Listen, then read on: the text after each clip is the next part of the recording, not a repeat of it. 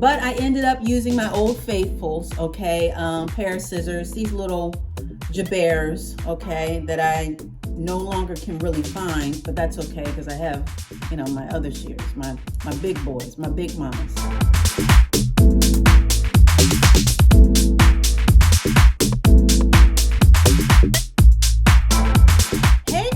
Welcome back. I want to say what's up to all my subbies and all the newbies checking me out for the very first time or second, doesn't matter.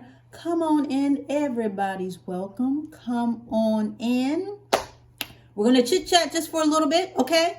And for those who already know, who already got the memo, you know it's time for us to check in and update on the relaxer and link. Okay, so we're doing a relaxer check-in and a link check-in. So just get comfortable. It's not going to take a long time, but we are going to review, okay? And if you hear any noise in the background, it's raining outside. So hopefully it's not distracting, but very calming, okay? So we're going to get right to it. Just relaxed my hair, okay? So this time I went about 8 weeks. Again, you know that I do between 7 and 8, okay? Usually I fall at 7, but I can go about 8. That's cool for me, okay? Every 2 months, that's okay. So this time I went about 8 weeks.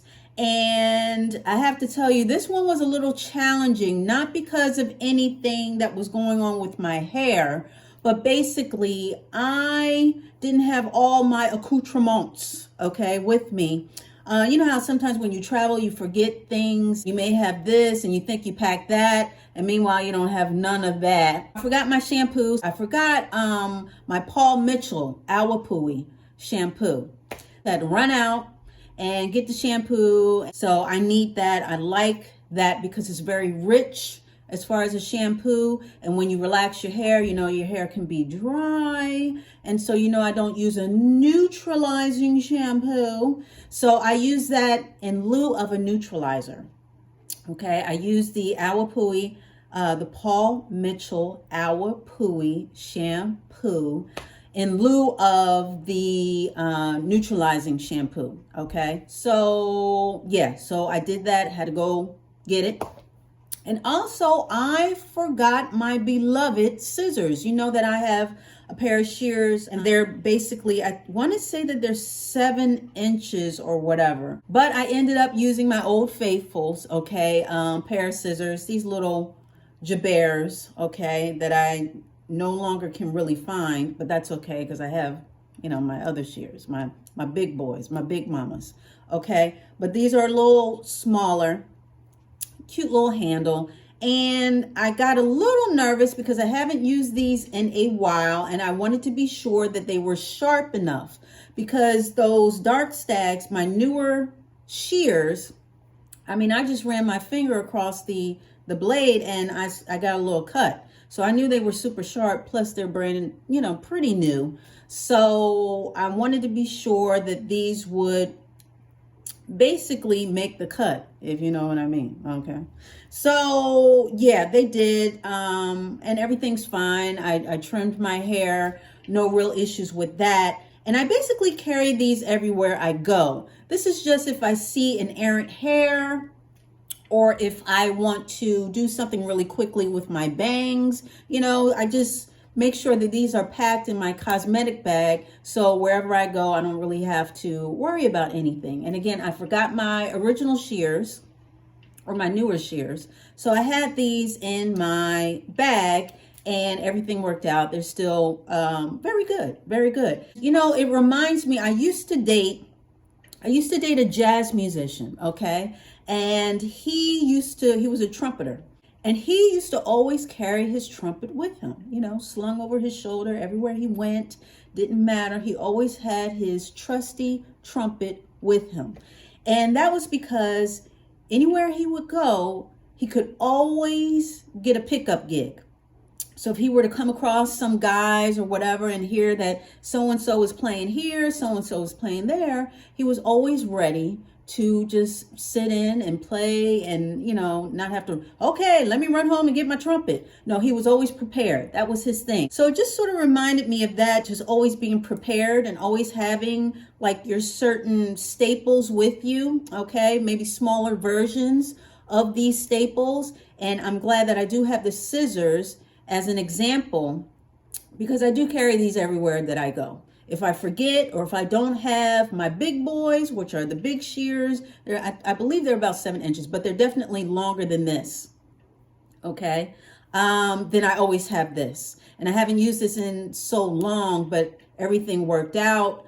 I will say that I do prefer the longer blade to the shorter blade. Now that I'm used to the longer blade, I prefer the longer blade. The shorter blade, I feel, for me, now that I've gone back to this, the longer blade allows for a straighter cut.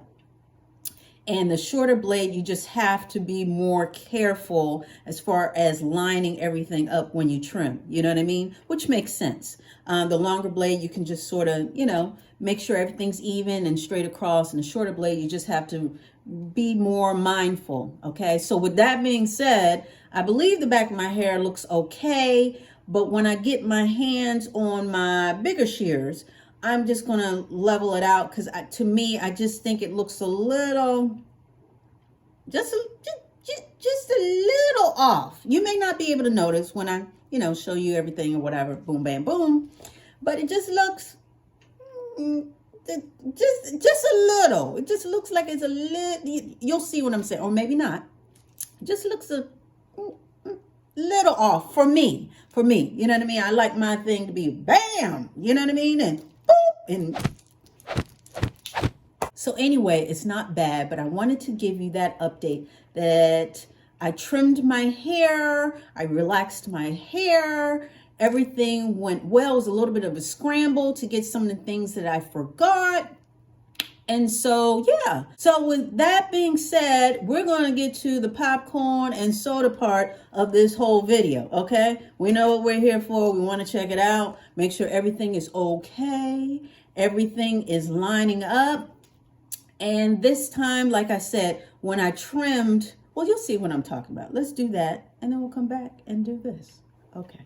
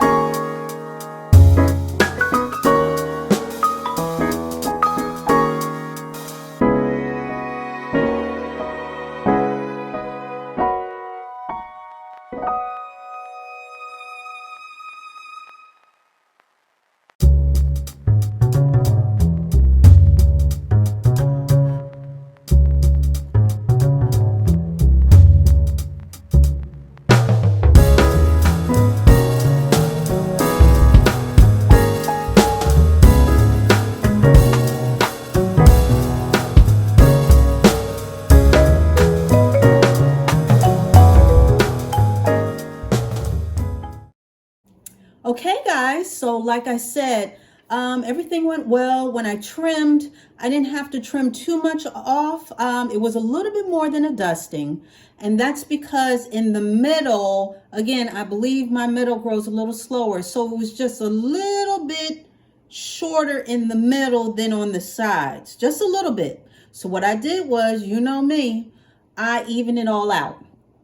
Okay, so I just evened it all out. So it wasn't a huge cut or trim, okay? But it was enough to make everything even and just a little bit more than a dusting. So maybe a dusting plus a smidge. That's how much I trimmed or cut off. But I like the way my ends feel. Again, the scissors, they did me well, okay? They did right by me, okay? So with that being said, the trim went well. And I want to give 2 other updates. Well, number 1, this wrap and tap situation. Now, you guys know that I use wrap and tap. It's a styling lotion. It's a wrapping lotion, a setting lotion, okay? And it's by a company called Lottabody. Lottabody, okay? So they make a couple of different products like styling, setting lotions, but specifically, I like the wrap and tap. The wrap and tap comes in a big white bottle. Well, I guess it doesn't matter now, because guess what? Yes, they no longer make it, at least right now. I've been told by quite a few of you, and you know who you are, and thank you very much, that y'all haven't been able to find it. And so even when I went to look for it, both online as well as I think I looked in one store so far, nowhere to be seen. Hello, nowhere. Okay. So with that being said, I'm very disappointed in that. So the wrap and tap is no longer available. Now, Lottabody does have a styling lotion or a setting lotion. I believe they sell it at Sally Beauty, but it's concentrated. So it's the same color, it's the same company, but the bottle is somewhat clear. Okay, so wrap and tap, it's a white bottle. Lottabody, I think it's just called setting lotion or whatever it's called. It comes in somewhat of a clear bottle, okay, like a frosted clear bottle, semi-clear. Anyway, it's a concentrated version of that. So you have to add water or mix it up with water or whatever it is, which, I mean, I guess is not a huge deal, but I'd rather have my wrap and tap. So I haven't touched that yet. I'm still nursing my wrap and tap, just putting a little bit, you know, making sure it lasts until they decide to bring it back, if they do. But I wanted to let everybody know, okay, that you guys are on the case, and the ones that came back to me and said, hey, we're not able to find that, I want to let you guys know that that's the word on the street. So the word on the street is that wrap and tap, they tapped out, okay? They no longer around, okay? The company is, but wrap and tap specifically, you can't really find it anywhere. So I believe it's been discontinued. So I'll let you know if I hear anything, if I see anything, if I get some type of, you know what I mean, if I see a bottle somewhere, or if I hear that, you know, they ramping it back up. But that's the word on the street, so it is what it is. So if you got it, hold on to it like I am. And if not, a good alternative is, because I told someone else, that if and when I run out of the wrap and tap, and if they don't re-up, Terre is pretty good, okay? The Terre, you know, I like their products. I use their shampoo on relaxer day, okay? And anybody who's not familiar, I'll have that video below so you can reference that. But they have good products. They have moisturizing shampoo and yada, yada, yada, yada. So anyway, they do have a setting lotion as well, okay? Terre setting lotion, I think that's what it's called. But I've used that personally, and I do like it. Okay, I do like it. I prefer the wrap and tap because it gives a better shine. It gives like a mirror-like shine. Okay, so I used it this time, and you can tell my hair is very shiny. Other, you know, besides the other products, but I really like the wrap and tap. But Terre is a good number 2. Okay, so just in case anybody's still looking for something to really set their hair and so forth and so on, I use the wrap and tap. If and when that runs out, I'll go right to the Terre. Okay, and one other thing, someone asked me, and you know who you are. Someone asked me about, well, what do you do as far as keeping yourself from scratching your scalp before you relax? And I thought about it and I said, well, I really don't do too much. I usually do the head tapping thing, you know. I tap, tap, tap, tappity, tap, tap. Sometimes I might even tug at it a little bit because the whole thing is to stimulate your scalp without scratching it, you know, without irritating it. So you can sort of do that by tapping your scalp. I know you've seen lots of people do that, okay? But I do want to tell you another tidbit or another tip. Right before I relax, I make sure that I wash my hair the week before I relax. I wash my hair every week. I find that that sort of helps me as far as the scheduling of keeping my hair clean. And also, when I relax, I don't have a whole lot of buildup and gunk and dirt by the time I relax. Number one, a whole lot of buildup and gunk and so forth and so on, that can affect the efficacy of the relaxer. You know what I mean? You don't want to have too much because you want it to relax your hair. You know what I mean? You want the chemicals to really do what they need to do without a whole lot of hindrance. Okay. So with that being said, I find that when your hair is not super, super dirty, you get a better result. Okay. Never relax your hair super clean. Okay. So I would never wash my hair 2 days before relaxing and then relax. I wouldn't do that. I would let enough of your natural oils on your scalp to build up and so forth and so on. So when you do relax, that can help act as a buffer. And if you base your scalp and everything like that, then that's even, then that's a preference that people do as far as, again, protecting your scalp and making sure that you get a nice result without burning and so forth and so on. So whatever you do, it's good to not relax squeaky clean hair, but I would also say that it's good not to relax super dirty hair. So with that being said, being that I wash my hair once a week, I don't really have a huge issue with an itchy scalp. Now I know that that's not always possible. You may get a random itch, things happen. You may get an itch here and there. That's when I do the little tappy tap or whatever. But it's best not to have your hair super dirty, not only because of the relaxer and you want a great result, but also that helps to keep your scalp somewhat itch free. Now I'm not talking about random itches and, little things that may go on with your scalp that are normal with your skin. It's your skin. But I'm just saying it lessens the urge or it lessens the whole situation as far as having an itchy scalp, because itchy scalp, of course, can be the dirt and the everything else and the products that are building up. It's best to have a schedule as far as cleaning your scalp. Not everybody washes their hair once a week, maybe every 2 weeks. That's fine. Whatever schedule you're on, I'm just saying that I think it's best, just as a tip, not to have your hair too dirty.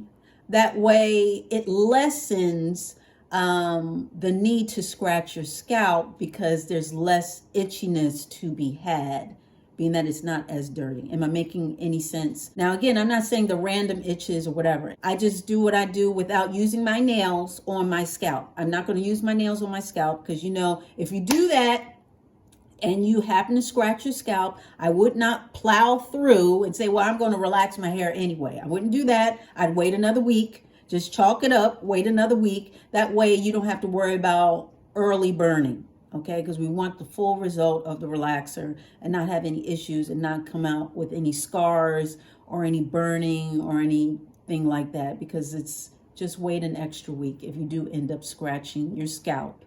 Okay, or you just can't take it. But my tip for that is to be on a schedule as far as washing and to make sure that you don't wait too long before you relax your hair. That way your hair is not so super dirty that it's more vulnerable to itching. Okay, because all the products in the dirt and sweat and this and that. So again, just be mindful not to use your nails. Okay, and yeah, I myself, I don't put any oils on my scalp or anything like that, like soothing oils, because when I'm about to relax my hair, I don't touch my scalp at all. And I mean at all. I don't base it. I don't rub it with oil. I don't, I don't do too much. The only thing that I might do is tap it. And I'm serious. I just tap it, so it's nothing magical behind that. And a lot of people do that because they don't want to scratch their scalp. So I just wanted to put that out there.